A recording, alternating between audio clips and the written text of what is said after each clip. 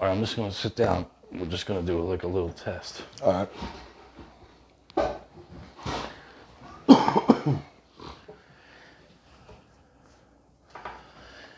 So, John, they be saying that the grass don't be getting wet in the morning, but it do. That makes sense to me, Brian. That absolutely makes sense. Let's go. That was a test, right? What's going on, everybody? Welcome to TruthAddiction, the channel that deals with the disease of addiction and all the ways it manifests itself. I am a recovering addict, and my name is Brian, and I suffer from a disease which is incurable, progressive, and sometimes fatal. But it can, however, be arrested at some point, and recovery is then possible. I'm sitting here with my man, John. What's going on, John? How you feeling today, brother? Let me get a pound, man. I'm feeling really good, man. All right, cool, man. I'm glad to be here today. Well, I'm glad you're here. You know, I've been hawking you for like a month. Yeah, I finally made it. Finally made it. My life is busy today. Yeah, well, that's a good thing. Yes, it is. So, listen, here's the deal, man. I got some questions. I think you're the man that could answer these questions, right? So I'm going to go in, and we'll just take it from there. Before we do that, hit that like button, hit that comment button, and hit that subscribe button. You hit that subscribe button, I love you long time. What are you about to say, man? I didn't mean to cut you off. I always use that expression, too. Yeah. Long time. Love you long time. Long time. No sucky, sucky, fi bucky, but I love you long time, right? All right, so, man, let's start this off, man. Introduce yourself and tell us how long you've been clean. I'm an addict. My name is Johnny. I've been clean since September 3rd, 2019, which means in a few months I'm coming up on 4 years. Congratulations, Thanks, man. man. That's a big fucking deal, you know what I Thank mean? you. All right, so listen. Tell us where you were born, where you were raised, and a little bit about early childhood as much as you can remember. As much as I can remember. I was born in the Kensington part of Philadelphia. Oh, man. Okay. That was back in the mid-'60s. It was quite a bit different than it is today. Yeah. And when I was, my father wasn't around, make a long story short. My mom married a guy when I was about 5, and he had a bit of money, and he got us out of Kensington. And I grew up in a big suburban house in Lower Bucks County, in Bensalem. Okay. And I had a pretty normal childhood. I had a skateboard. I hung out in the mall. I had like a pretty good upbringing. Yeah. Okay. Yes. Graduated high school. All right, hold on. We'll get to that. Yeah. So, your parents weren't addicts or anything? Or what? No, my mother and my stepfather were not. My father was. My father died in 1999 with decades sober in Alcoholics Anonymous. I just recently found this all out. Did you have any brothers and sisters? Yeah, I have 2 sisters and a brother. They were half sisters and a half brother from my mom's second marriage, but I never really thought of them as anything different than my brother and sisters. My brother was an addict. I lost him about 6 or 7 years ago, not to the disease of addiction, but to leukemia. Oh, okay. But he definitely was an addict. I'm sorry to hear that, man. Yeah, and my sisters, neither one of them are addicts, and I have a really good relationship with them. So you would say today. for the most part, you had a pretty decent childhood. Yeah, I had a pretty decent childhood. I didn't really want for anything. That's absolutely true. All right, so now, what high school did you go to, and did you graduate? Were you good at school, man? So I went to Bensalem High School. I graduated in 1982. I graduated with honors. Okay. That wasn't always the case, but my last couple years of high school, I just kind of started to do better. I struggled in like middle school, but I ended up graduating high school on the honor roll, and yeah, I graduated high school. Okay, cool, man. So did you, like, your teenage years, man, you have any hobbies? Did you play any sports or anything like that? Oh, real quick before you answer that, I just like to, because there's people that are watching in different parts of the country. Bensalem is basically outside of Philadelphia. Yeah, it's the first suburb outside of the northeast part of Philadelphia. Just to give you an idea where it is. So did you have any hobbies? You play any sports as a teenager, I man? didn't play any organized sports, but I really did love playing football in the neighborhood when I was a teenager growing up. I loved football. And I don't know, the crew I hung out with though, if I would have tried to, like in high school, join the football team or something, it just wasn't like the cool thing to do. Right. And you know, if I could do it all over again, I would have absolutely played football in Yeah. high school. Me too. Yeah. But it wasn't the crowd I got with. They weren't really about that. You know, we smoked a lot of weed. I was and still am. I was really into music. I'm not a musician, but I just love music. Lots of different genres and stuff. Like So that leads me into my question here. When did you actually start using drugs? And here, alcohol is a drug. Oh, Any absolutely. drug. And I agree. So it's funny. The disease of addiction didn't have me by the balls till I was in my 30s. Okay. But I started experimenting with drugs at a very young age. I think so. In my neighborhood, when I was 11 or 12 years old, I was like the only 11 or 12-year-old kid in my neighborhood. So I hung out with a lot of 15, 16, 17-year-old kids. When I was in 7th, 8th grade, I was hanging out with kids in high school. And this was like the mid-'70s. Right. And hallucinogenics were real big. I started doing things like LSD and stuff at a very young age, much younger than you should probably be putting a drug like that in your body. Yeah. Dude, I've interviewed a few people now, and I've been around a few people, bro. I know people that were shooting dope when they were 12, man. I mean, it's crazy, the ages we start out. Yeah. You know? So but that wasn't in my circles at that point. In my life, Right. So, so what would you say? What age? First time you put a drug in you? I think I got drunk probably at maybe 11 years old. Okay. I did LSD at probably 12 years old. I was smoking weed regularly at 12 years old. So do you think that first one was a peer pressure thing? I was curious, man. I don't really know if it was peer pressure. I think even then, I didn't like the way I felt. And I wanted somehow to feel different. I think that was my attraction to using a substance. To feel differently than I felt. Yeah. That was probably the early... So you had the curiosity thing going on. Yeah, I don't think it was peer pressure. I don't think I was trying to be cool. But, I mean, we're going back over 40 years ago. What I mean by that is, so I know for sure mine was peer pressure because my household was full of drugs, and I fucking hated drugs. So by the time I used one, it was because all the boys on the corner were doing it. So I had to, I had to do it. And it wasn't so much to be cool. It was, I needed to fit in. Right. So what I mean by peer pressure is I did it against my own will. I didn't want to do it. I knew it was fucked up, but I still did it. I understand exactly what you're saying, but I think in my situation, I just wanted to feel differently than I felt. All right, so I wasn't comfortable in my own skin. So that leads me to the next. My next question was going to be how did it make you feel when you put that first drug in you? So it was an escape thing, kind of. It was an escape for sure. I kind of can remember my first time being drunk and like lots of laughing and lots of silliness. The first time I smoked weed, I had already been smoking cigarettes. I started smoking cigarettes at like a ridiculously young age, like 8 or 9 years old. Yeah, that is young, dude. I was smoking cigarettes. So the first time I smoked weed, I knew how to inhale it. Right. Even though I was probably just 11 or 12 years old, I got really stoned. But that first time, I think I got a little too stoned and I didn't really enjoy it. The first time I smoked weed. Right. The first time I did LSD, I was like 12 years old.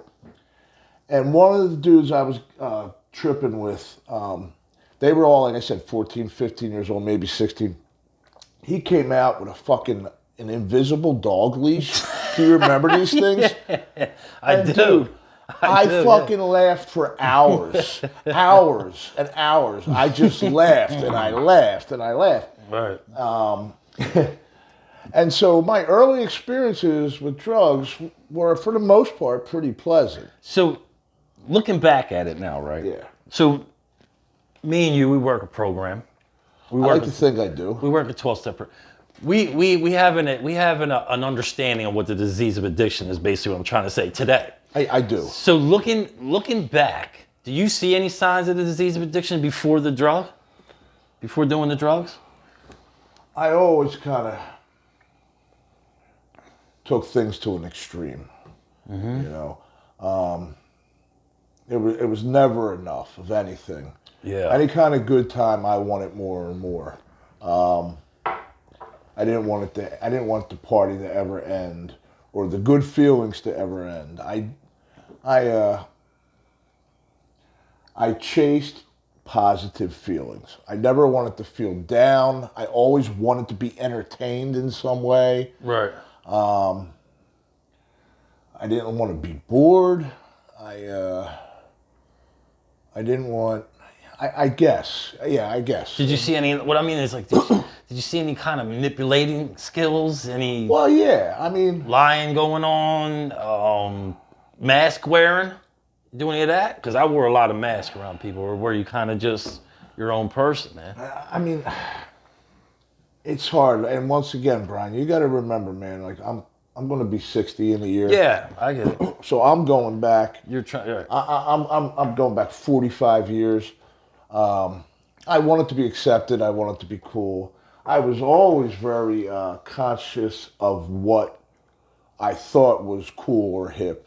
I always wanted to wear the coolest clothes. I always wanted to listen to the coolest music. Right. I did want acceptance, of course.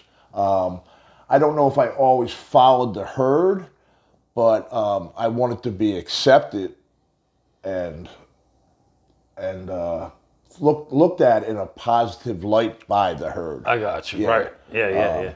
So take us back to when your habit really kicked in, right? And go back to that. You said right around 30 somewhere.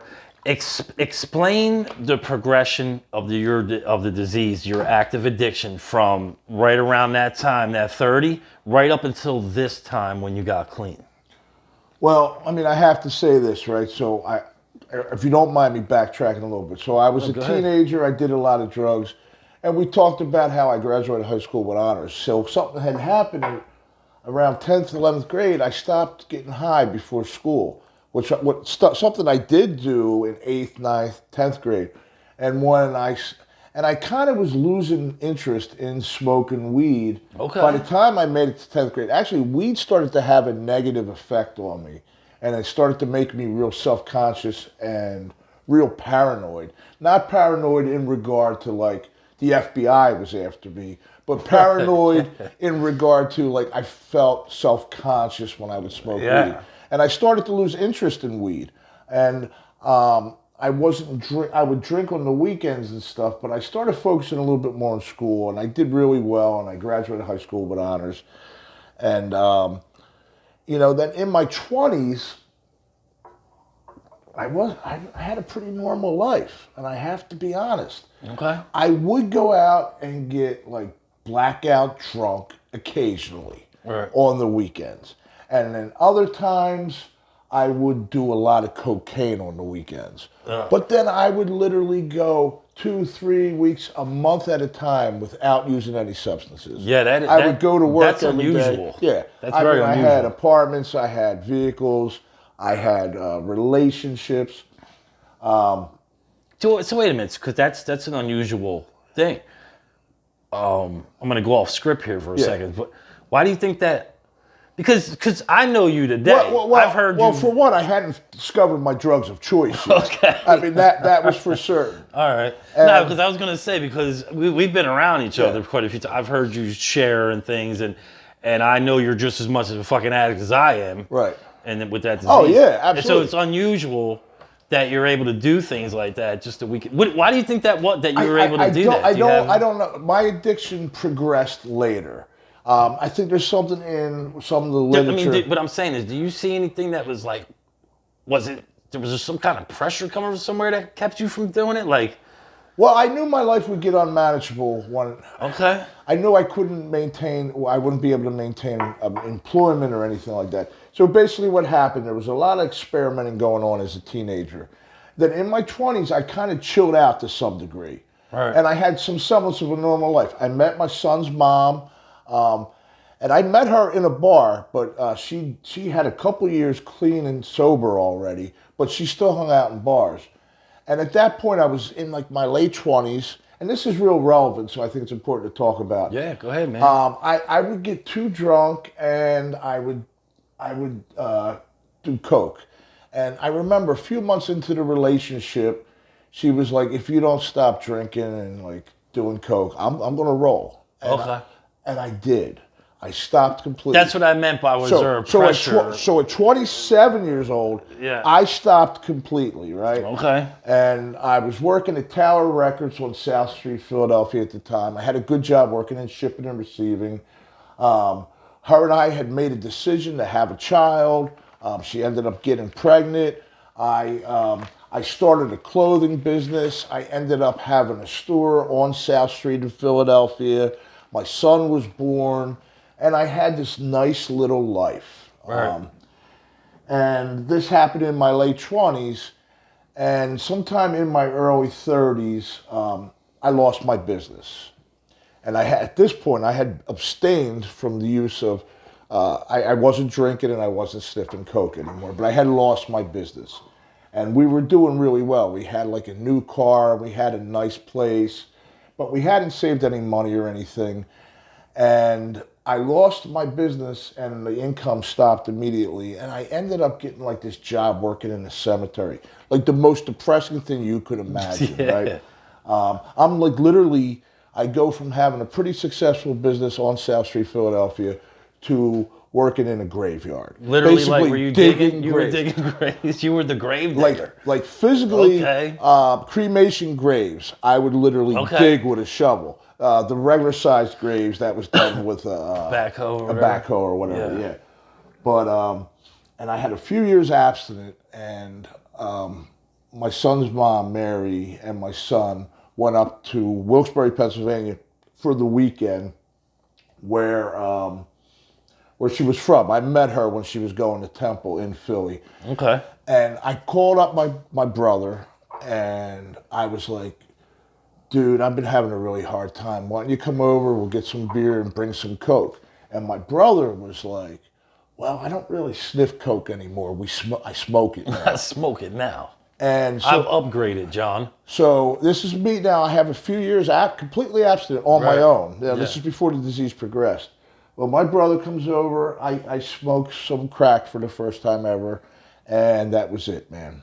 And it was on. Before I knew it, the apartment was gone. My son's mom and my son were gone. She moved back up to Wilkes-Barre, and I spent 10, 11 years smoking crack. I would, in the beginning, I would drink myself down when I was out of crack, but then eventually I discovered I could do some dope, heroin, and that would bring me down. And then I went into this 10-year spiral from like 32 to 42, where all I basically did was smoke crack, and then that eventually changed to shooting coke. I shot coke and I shot dope, and there was no more nightclubs, there was no more bars, there was no more employment, there was no more friends. You were just isolating getting high. It was just me and my disease. Me and your. Did you have a drug of choice? Would you say? I mean, it became heroin, and like this was all back when heroin was actually heroin. It was actually heroin. Yeah, it wasn't fentanyl. But whenever there was extra money, I would either smoke crack or shoot coke too. I got you. But I had to do the heroin at this point every day because I had a fucking nasty habit. All right. Now, in that 10-year period from 32 years old to 42 years old, there was some breaks. Like I would I would go to a rehab, get clean, go to a recovery house. I would stay clean for 3 months or 6 months, but I just wouldn't do what was suggested. So you get to that point. You get to the point where, all right, I'm fucked. I got to do something about this. You relapse a couple times, right? Yeah. You had an issue, right, where you dealt with your son dying from this disease, right? Yeah, that comes much later, yes. Okay. But I'm saying, I'm trying to get you up to the point where you got clean this time. Where I got clean this time. This time. Okay, so to make a long story short, I stayed clean for a lot of years. And eventually, all through my 40s, and I'll make a real long story short, I stopped doing the things that worked. Like my meeting attendance dropped. Sponsor contact was minimal, and I wasn't talking openly about what was going on. I wasn't doing step work anymore. My step work sat in my room and hadn't been touched. It was collecting dust, I'm sure. Right. I wasn't meditating anymore. I had got into a relationship, and that became more important than my recovery. I was working in treatment, and I started to think that was my recovery. Yeah, I've known a couple people like that, man, that relapse with doing And that. like the gym was more important, and I wasn't even, I was only down to going to my home group, and then I wasn't even making my home group, and eventually I used. So you stop working your program and you use, right? Yeah, eventually. So Eventually. take us back to the day before your last use this time. What's going on in your head? What's going on that All right, day? so that's an interesting story because that all happened. I got clean again, and I stayed clean for years. And right before I got clean this time, I was clean again for a lot of years. I was living in Ventnor, New Jersey. I had an apartment on the beach. My life was pretty good again. I had a lot of years clean. And my story's a little different than other people's, but I was in narcotic. I was in a 12-step fellowship in Ventnor, but I wasn't real connected. I had got laid off from a job that I had while I was down there, and I was dating a woman who wasn't in recovery. She smoked weed, and you know how many times I've heard that story from dudes? yeah. Their life took a change with a hot chick and a But joint. see, this doesn't turn out the way you would think it would. This does not turn out the way you would think it would. I got you. Let me try to explain what happened. I made this decision. I was having a lot of anxiety, and probably a lot of that was because I wasn't doing the work that I should be doing. I'm dating a woman that smoked weed. I made this decision. I had a home group down there, and I think I even sponsored a guy, and I had a sponsor down at the beach. But I left my home group. I told the guy I was sponsoring I was leaving Narcotics Anonymous, and I made this decision to start smoking weed. Okay. And it affected me differently than it did when I was a kid. It didn't make me uncomfortable anymore. It helped to some degree with the anxiety. Right. I left NA completely. I was smoking weed for a few months, and I got a phone call, 4 o'clock in the morning, that my son died. Yeah, I'm sorry to hear that, man. Yeah, And he died from this disease, right? he died from this disease, fentanyl overdose, 2 Percocets. It was tragic. So there was fentanyl in the Percocets. There was fentanyl in the Percocets. So they were like stamped perks, basically. Somebody made them shits themselves. So from my understanding, my son Dean, alcohol was his drug of choice. He had just started going in and out of rehabs for alcohol. But occasionally he took pills. Now, this is going back 4 years ago now. Right. I didn't know it. I knew fentanyl was in the heroin. Dude, I know Well, a lady. I knew that. I knew it was in the heroin then. I didn't know it was in pills. Dude, I know a lady who died. She had 6 months clean. She went out and used again because she ceased the program too, stopped working on her program. She died smoking crack. It was in the crack, bro. Yeah, and it don't make any sense. It's just nutty. But anyway, go ahead. So Dean dies from 2 Percocets. Unbelievable. I mean, it was just the beginning of addiction for him. He had just went to his first rehab not too long ago. And I look at it like, man, I was under bridges. I shot dope for years. I was under bridges. I was involved in motorcycle accidents, car accidents, and blackouts, and I'm still here. My son just starts drinking and taking some pills once in a while, and he's gone. But anyway, so I am, and so I don't. I mean, it's not really about my son today. This is about me. But Right. So I am in Ventnor, New Jersey, and I've been smoking weed. I am no longer connected with Narcotics Anonymous, Okay. the fellowship that I'm in. I no longer have a sponsor. I no longer have a home group.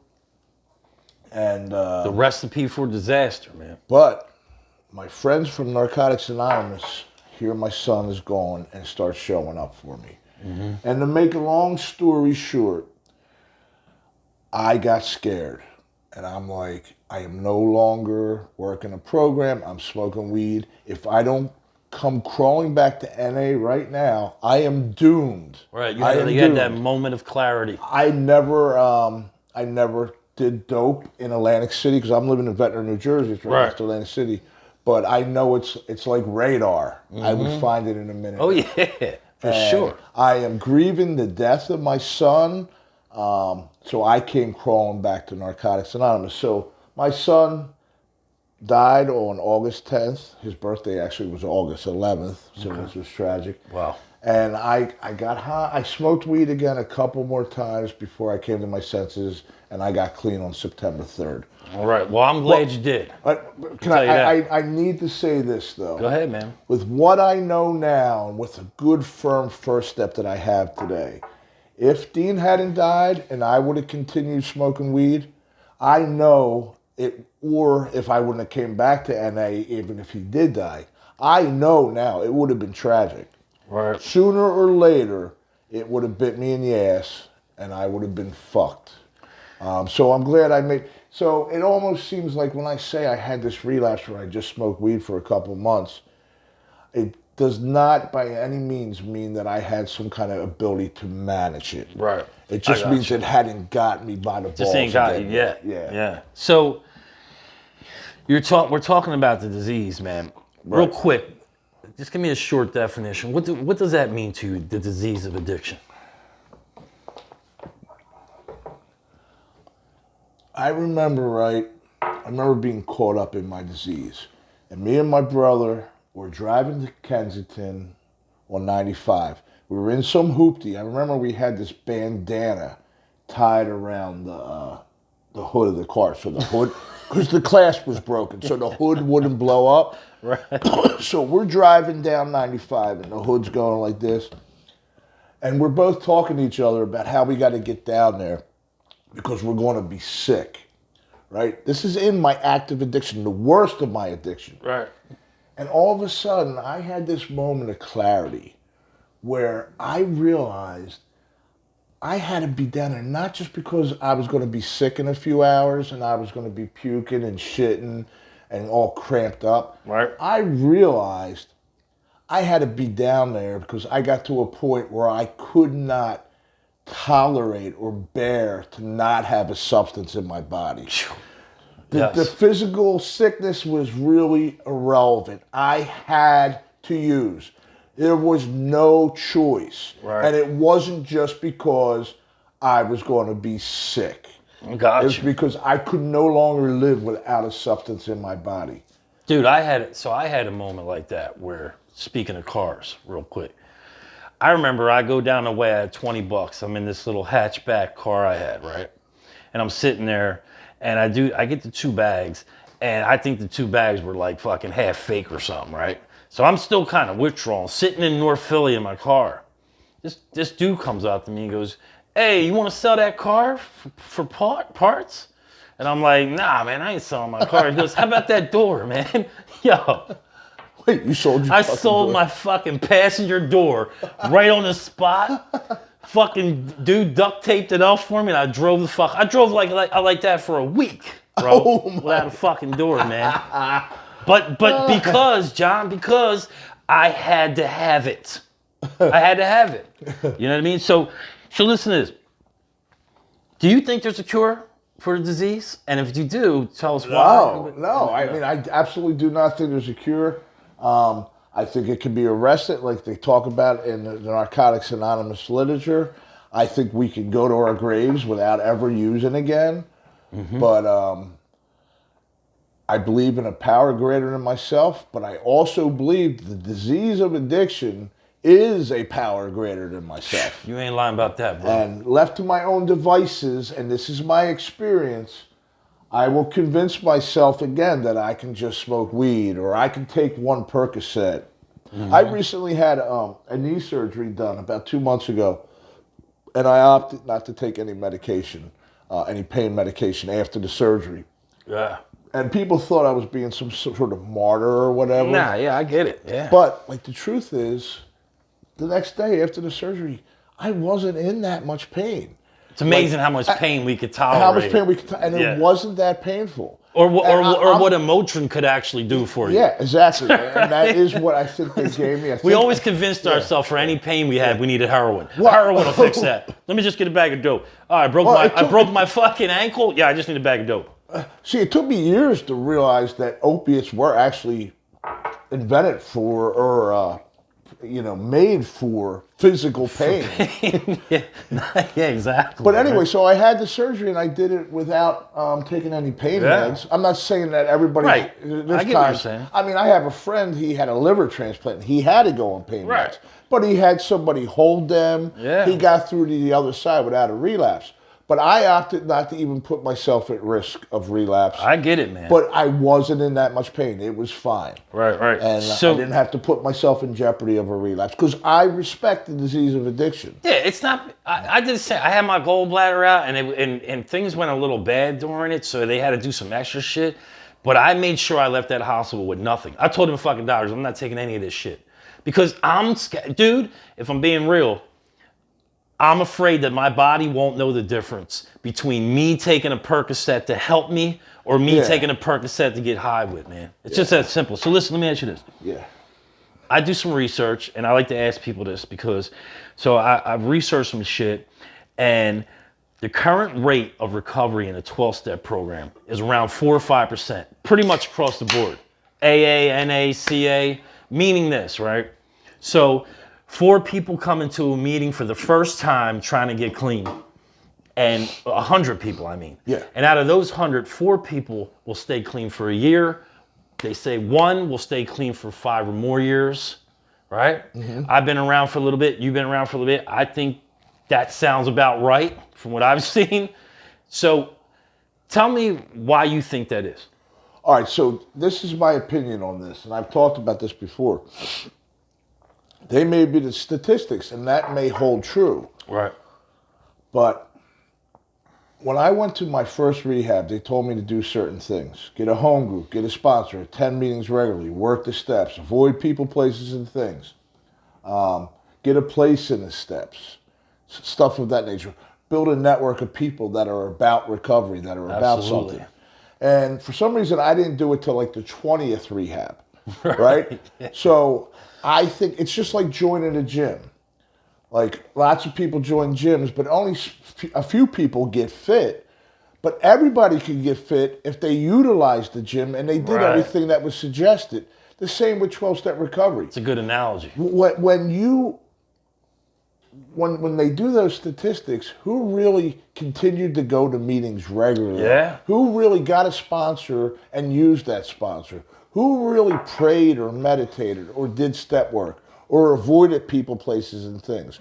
And then of those people that did that, but then eventually fell off, did they stop doing that at some point? Right. So they may be the statistics, they may hold true, but I think anybody and everybody can get clean and stay clean if they follow suggestions. So, statistics are meant to be rewritten, bro. Yeah. But so basically what you're saying is, the reason that anybody would fall off is because they come in, they start doing the things they need to do to stay clean, and then they stop doing the things like work with a sponsor. You've entered a 12-step program, so you should be working 12 steps, right? Yes. And you lose some. You don't either gain a conscious contact with a higher power greater than yourselves, or you lose it. Yes. And then you lose the people around you. You stop answering the phone.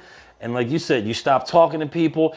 So that's just not my theory. That's my experience. No, I'm saying it's my experience. That's my experience. And it's my observation of having been around the 12-step fellowship for decades. Yeah. So I totally agree. So here's the thing, man.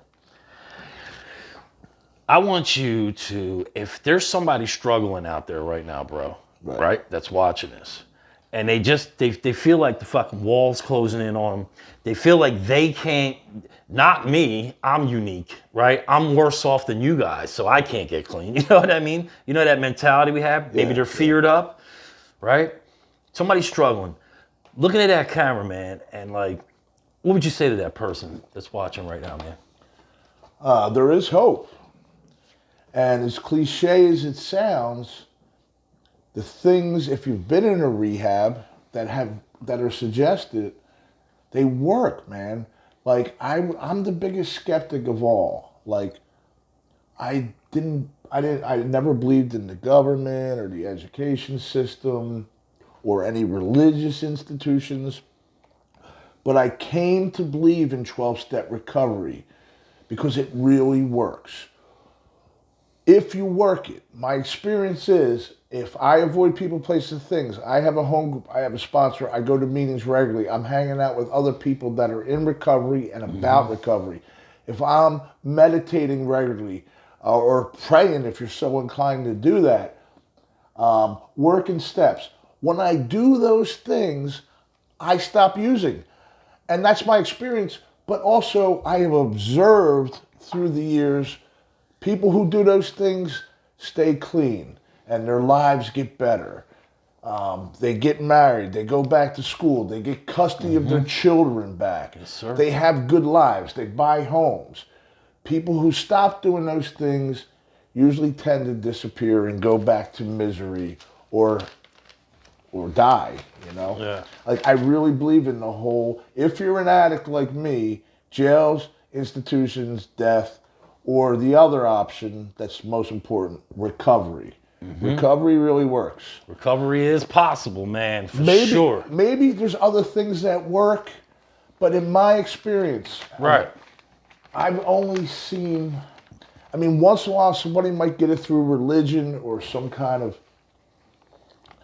other philosophy or something, but the majority of people I know that have good lives today that were addicts or alcoholics are involved in a 12-step fellowship. And there's certain elements we all have in common. Home group sponsors, regular meeting attendance, whatever that may be. With me coming up on 4 years, 2 meetings a week, 3 meetings a week. My first year, a meeting every day. Yeah. Everybody's different, but we all have certain elements. The people who stay clean and have some semblance of a good life today, there's certain elements that they have in place. Everybody's recovery is slightly different, but it does work, man. I mean it. All right. So, first of all, well said, sir. Thank you. Second of all, I would add to that the reason I think that it works. And you were talking about them rare cases of religion did it. Maybe some people stay clean, you know, because their families love them up or whatever. I don't even know. I don't even know if it's possible. But I guess it is possible. It's just a rare thing. And the reason I think that a 12-step program, any 12-step program, right? Yeah, right. Works is because of the empathy. Because of the fact that you can walk into a room full of strangers for the first time and nothing has to be said, but somehow I know you and you know me and we both know how the fuck we got here, right? Yeah. That's that empathy and it's that wordless language of recognition. Right. Right? All right, so listen, man, I appreciate you doing this, bro. Yeah, right? no problem, man. Real quick, I like to end every interview with this stupid thing I come up with called the Fast Ass 5, right? It's just 5 random stupid questions. I'm going to throw them out there. You can answer them. Ready? Yep. Summer or winter? Winner. Yes, winter, man. You going vegetables or candy? Vegetables. Damn, okay. Horror movie or comedy? Comedy. Yeah, I'm going comedy. You're at the barbecue, dude. You going hot dog? Wait, what do you call it? Bob told me to throw this in there. Are you going beef, hot dog, or hamburger? Hamburger. Oh, you're still going hamburger. All right. So I'm going hot dog. I'm going beef hot dog. All right, so last question. Brutally honest or lie when you have to? You always have to lie when you have to. Yes, sir. You have to. Like, Say it again. I'm not going to pretend to be someone I'm not. Say it again. You know. So like if say your sister says, "Does this dress make right, me look exactly. fat?" You know. So it's starting to even out. So I think Notice I said my sister. Yeah. I didn't say my fiance. But what she? I mean. Yeah. Oh God. Yeah, but you're right. I mean, let's just say that. I'm talking about from your past wife, your experiences. husband makes you some food, fucking slaved in the kitchen for 2 hours, and then you go and taste it, and he goes, "How's it taste?" And what are you gonna say? Tastes like shit, you fucking asshole. What the fuck are you doing serving it? No, you're gonna be like, "Oh, it's great." Except when to do so would cause harm. Exactly. Yes. So the crazy part is it's starting to even out now because this is like the 8th interview I've done, and for 6 straight interviews I got brutally honest. The only people that started this off, maybe we're going the other way now, because last week when I did Bob, you know Bob. Yeah, Bob's a friend When of I mine. did Bob, Yeah, he's great. he went, same thing you just said. So I'm like, okay, we're coming around. Yeah. But anyway, that's gonna do it for us, man. Thank you for having me, Brian. Yeah, no problem, man. It was really great to have you, man. Seriously. So anyway, listen, that's it for us, man. We're gonna get out of here. I want you to just remember, the disease of addiction is broad and outside of the realm of just using drugs, right? Keep coming back. More will be revealed, and we're out of here.